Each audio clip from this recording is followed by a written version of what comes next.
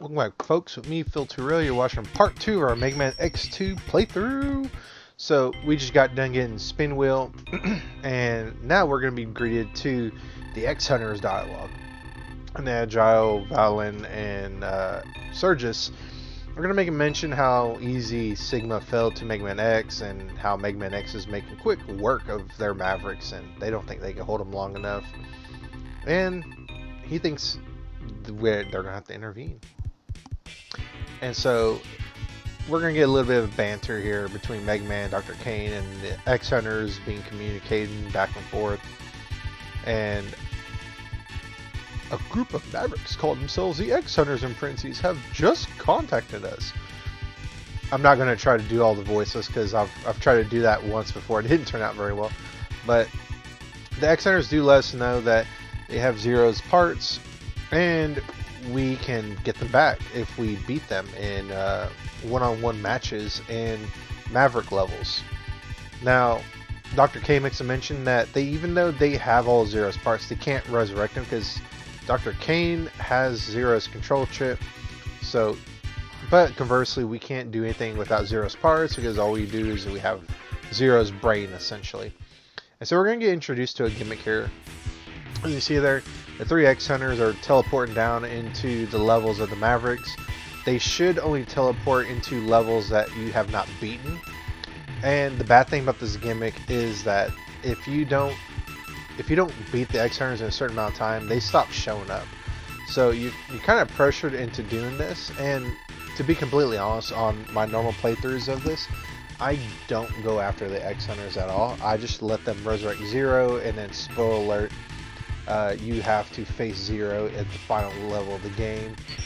But for the sake of this playthrough, I'm going to go ahead and reassemble Zero. I'm going to beat the X-Hunters and all that good stuff. But it's a gimmick I'm not very fond of. But the first Maverick on our list is Bubble Crab that we're going to take on this part. And Bubble Crab, let me bring up my notes. Bubble Crab, aka the Sugar of the Deep. Bubble Crab was a Maverick Hunter who served in the 6th Naval Unit along with Will Gator. The two had a strained working relationship and frequently argued. Being extremely avaricious, that's a big word, Bubble Crab's only motivation in life was to amass great wealth. He joined Sigma's Maverick Rebellion purely out of greed, and as he saw it as his chance to get rich quick, and he was put in charge of transportation and tasked with defending the Maverick's deep sea submarine base. And we're going to see one of those submarines here. It's a giant fish. So you don't have to take out this fish. I think the only reason you need to take it out is if there's an X-Hunter on this level, so you can get to the door with the X-Hunter. But if I'm wrong about that, I'm wrong about that, because I don't, like I said, I don't normally face the X-Hunters. But if you really want to take that fish out very easy, you got to have the arm part, which is what we have, and for the X-Buster. But then another way is to have, and you got to have the Bubble Splash, which is the weapon we get from Bubble Crab. So you're going to take a little bit of damage if you do that way, but I find that's the best way to take out the submarine. And what I'm trying to do here, I'm trying to get the heart tank. So you can get this really easy with the Bubble Splash, but again, assuming that you have the arm parts. But I like to just do it the old-fashioned way, just trying to dash jump away from the wall and then get to these platforms. And this one, that's a heart tank. We can extend our life bar just a little bit longer. And one thing about Bubble Crab's level I do like, I just actually found this out not too long ago, is Bubble Crab's level is the best level to farm energy for your energy tanks. Once you get Morph Mop's ability, I believe it's the Silk Shot, I believe. I could be wrong. If I'm wrong, future Phil can correct me. But I believe it's the Silk Shot. And you'll see me abuse that certain area of this level in the later part. But for now, we're already at the end of the level. We're almost to the end of the level. We just gotta get to Bubble Crab. And Bubble Crab's weakness is the Spin Wheel from Will Gator. I haven't really talked too much about Spin Wheel, but it's a nice ability when you have a lot of enemies on the ground, but it takes a minute for it to wind up on the ground before it gets going. Otherwise, it's a pretty decent ability. Its charge ability, I don't think is too crazy either, but it has its uses in certain situations. And a lot of Megaman X2's weapons, I feel, are just very, very nerfed abilities overall. I feel like Megaman X1 that really outdid itself in the special weapons department, so they had to nerf a lot of weapons in X2. So here's Bubble Crab, and Bubble Crab will have water fill up in his level, so you can get a little bit of an extra higher jump, and then the water level will change throughout the fight. But if you're very good with the spin wheel and your timing of it, you can get a few hits off one spin wheel, or he can just literally just walk into the spin wheel because he just for whatever reason just wants to take damage.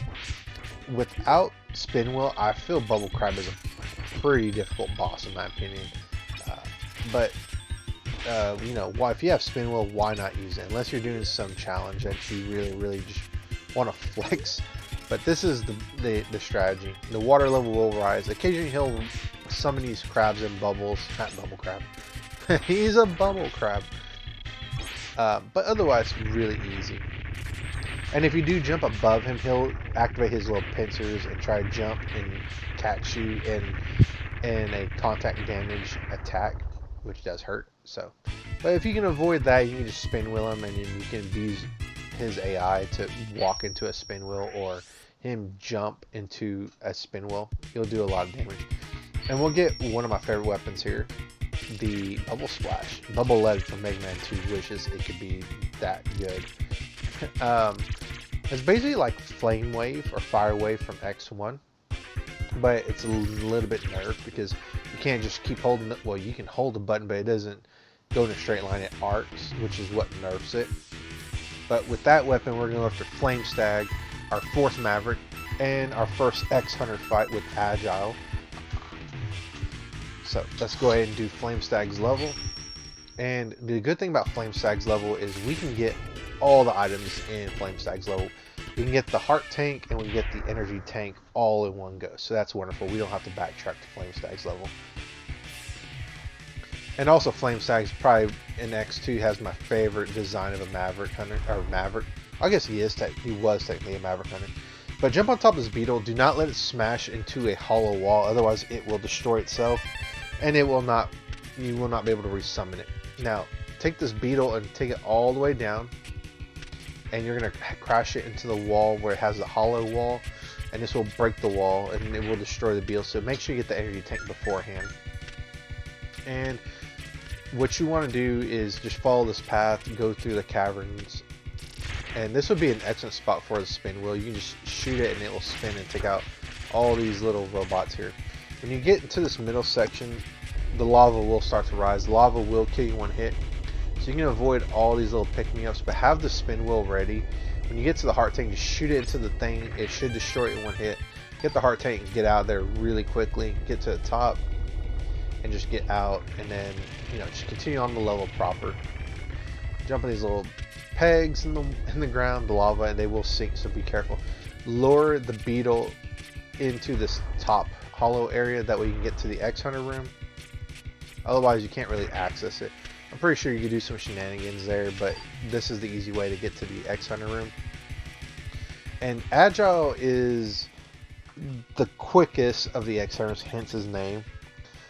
And Agile, I feel like he's the medium difficulty of the group. Actually, I think he's the weakest of the group now that I'm thinking about it in hindsight. But these little arcs he shoots out from his sword, they only do 1 damage, so they don't do a lot of damage at all. So if I had to pick between getting hit, I'd rather not get hit. But if I had to pick my poison, what I'm going to get hit by, I'd rather get hit by those arc blasts because they only do 1 point of damage. And he'll do a little dashing attack on the ground if you stay on the ground too long. And my strategy for Agile is to hug the walls as high as possible. When he dives up to use his arc attack, drop down, shoot a blast. It should hit him when he drops back down. And that's it. That's really it. Just you could get a little bit more fancier with it. You can do a little dash towards him and use your pellet, but I find it's a little bit of a risky maneuver because there's a chance he'll dash towards you and do quite a bit of damage. And then what I'm trying to find his weakness. I do not remember what his weakness is. but but you can just take him out really easy with your X Buster.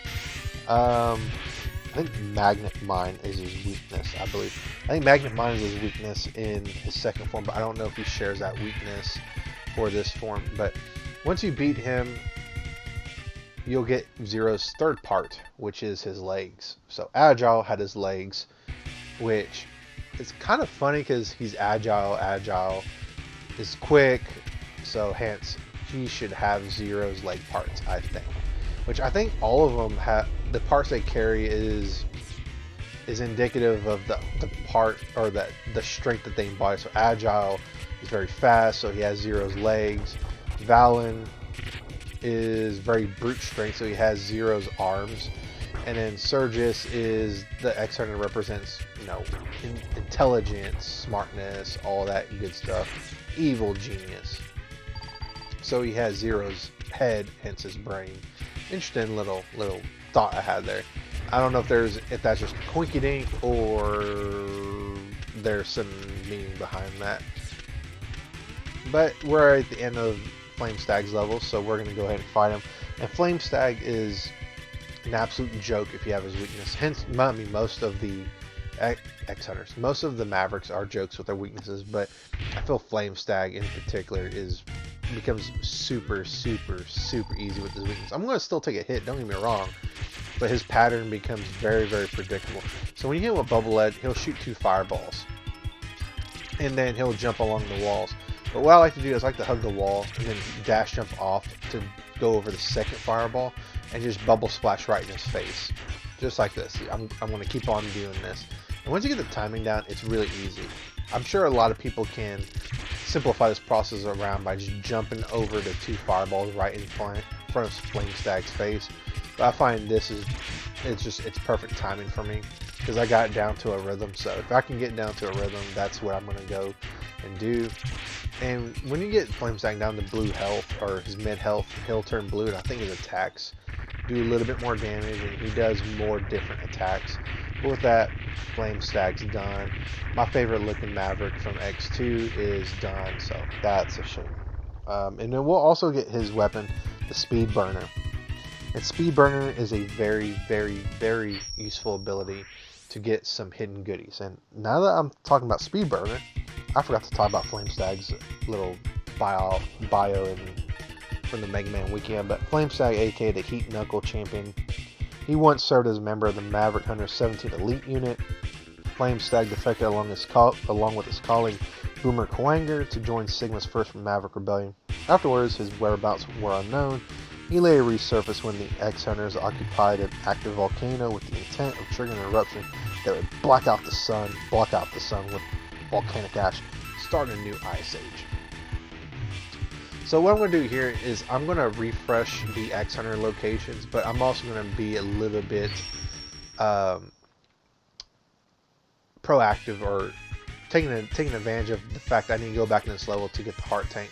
So to get the Heart Tank in Wheel Gator's level, you need to charge up the Speed Burner, dash jump, and then shoot it, and then if you time it right, you'll hit that little lip above the spikes to wall jump, and you get the Heart Tank. And we're done with getting all the items in Wheel Gator's stage.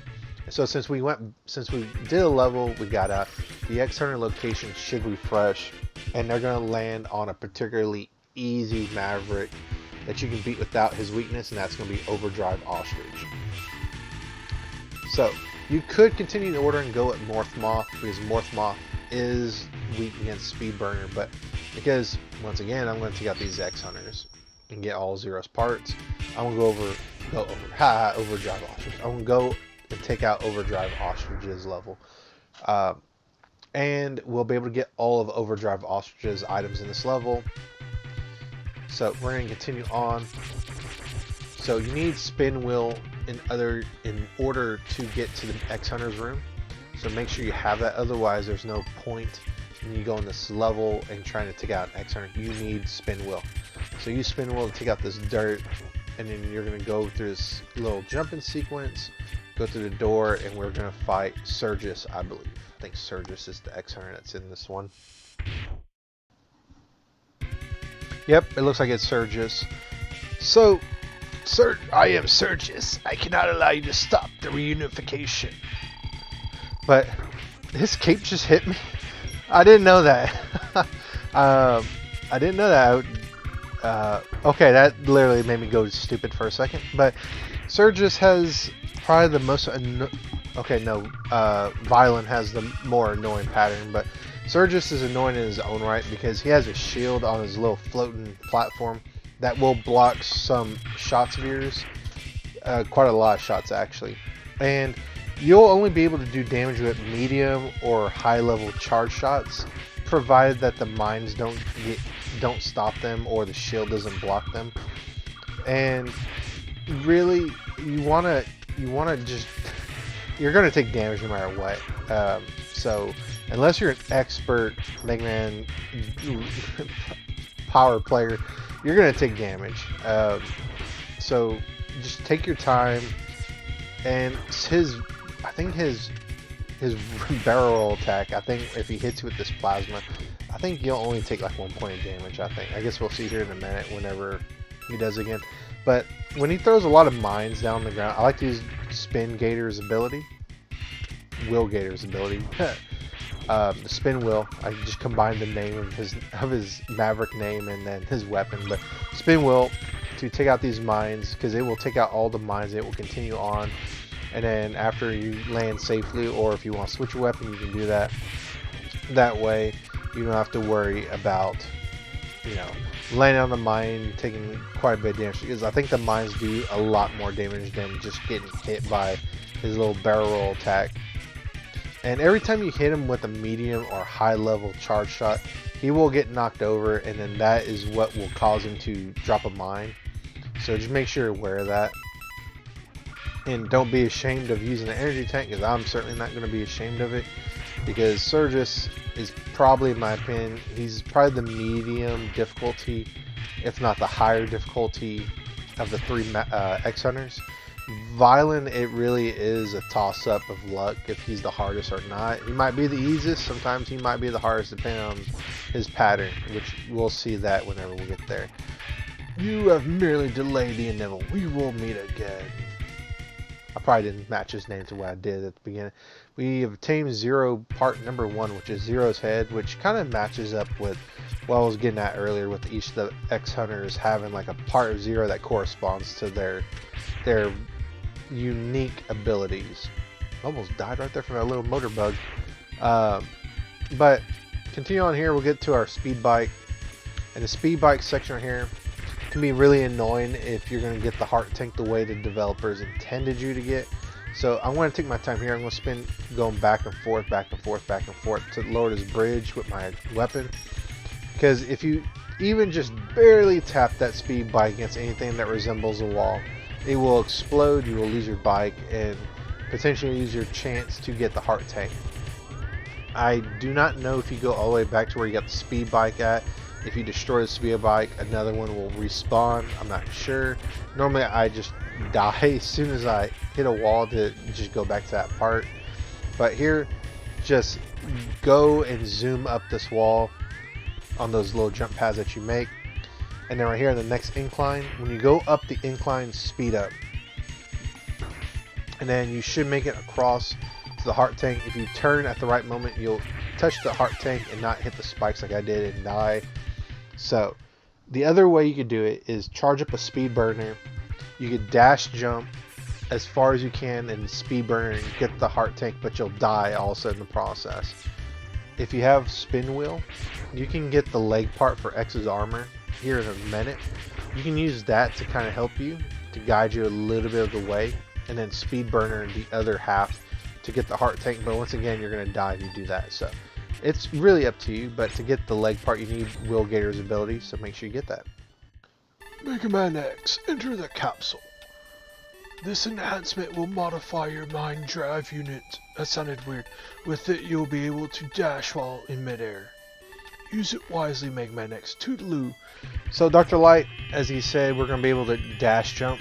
So now, or dash in midair. So you're going to jump and press the dash button, and Megaman will air dash. And then before we get to Overdrive Ostrich, let me go and talk about him.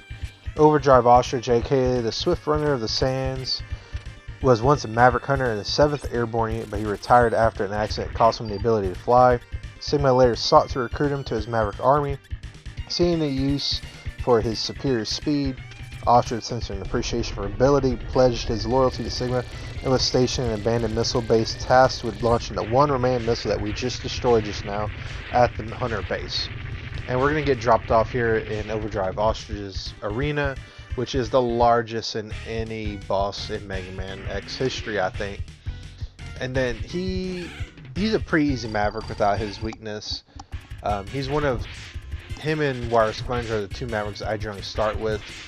But anyways, talking about Overdrive Ostrich, he'll try to dash and hit you with contact damage. This other attack right there where he's hopping around, he'll try to kick you and knock you back some. That does some damage as well.